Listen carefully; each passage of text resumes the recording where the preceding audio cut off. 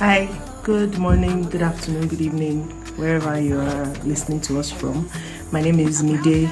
I'm the owner of Millinery by Mide, or by Mide, depending on how you have seen our brand before. Today, as part of the 30 days of learning with the Creative Milliners Association, I'll be telling you about ASO-OKE. ASO-OKE with respect to fascinators or headwear, all kinds of millinery.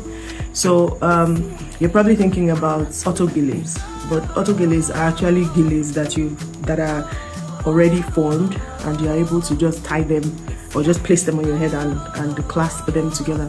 But I'm talking about making actual fascinators like these ones behind me with ASO-OKE. So a little bit of history about ASO-OKE. ASO-OKE literally means cloth, top cloth that is worn on top. So as if you're familiar with ASO-OKE, and it's not ASO-OKE, it's not ASO-OKE, it's not ASO. There's so many spellings. It's ASO-OKE, ASO-OKE. You can see the spelling at the bottom there. A little bit of history about ASO-OKE. It has been in Yoruba culture for as long as Yoruba culture existed, really. Initially, it was only people with a lot of money or people of affluence that wore ASO-OKE, but now, thankfully, ASO-OKE is available for everybody to wear. And usually it's worn during celebrations, it's worn during events, it's worn to mark whatever activity anybody's doing. And typically, if you're not wearing a full ASO-OKE attire, you can wear your regular fabric, maybe Ankara or lace, and then wear ASO-OKE. One part will be on my shoulder, like you see here, and that's the ipele, and the other part is the gele. I'm sorry that they don't match. I'm just doing this for the purpose of the video. So as fashion is evolving, we've gotten to the point where people are like, I don't really want to tie a gele. I want you to make my ASO-OKE into something interesting.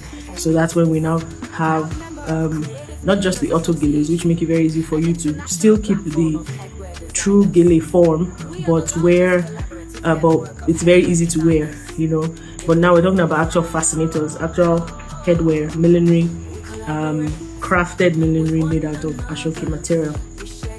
There are three major kinds of ASO-OKE, even though there are very many different colors and styles and designs that you must have come across.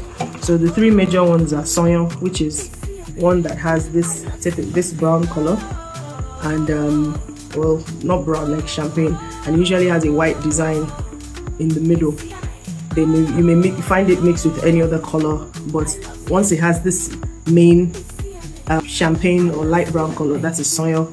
Then Alari is if I'm not mistaken, it's the wine color. So this would be a base of Alari, but it has some Sonyon in it as well.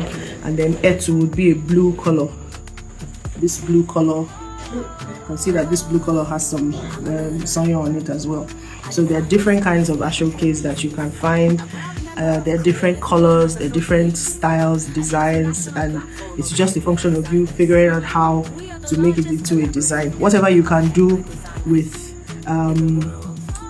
crinoline or with CMA, with silk, abaka, with any other millinery material, you can do with ASO-OKE. You just have to know how to manipulate it, and that is something that you can learn if you join CMA.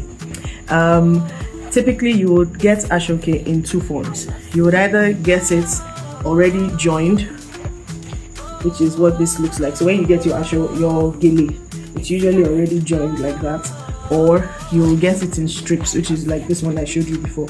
So this is what they'll typically give the guys to make their caps, and then this is for ladies to tie on their head. This is called an awe. I don't know the English name. Maybe awe is strip in Yoruba, but when you talk in English, but when you talk about awe of ASO-OKE, this is what it looks like. And this one strip, if you know how to manipulate it well, is enough to make a whole fascinator, a proper fascinator. It can have a base. I will put up some pictures of fascinators that I made with just one strip of ASO-OKE. I mean, there are some tricks that will be very helpful to make this one strip enough for you, like joining it, cutting it into pieces and joining so it's wider, things like that. And the most important thing when you're working with ASO-OKE is that I just want to show you another. This is one of my favorite ASO-OKEs. I haven't done anything with it yet. I'm just keeping it for a special day. One of the most important things to note when you're working with ASO-OKE is that you must cut it in the bias. Just like you cut your CMA in bias, you cut your fabric along the bias. You must cut ASO-OKE in the bias. Let me show you why.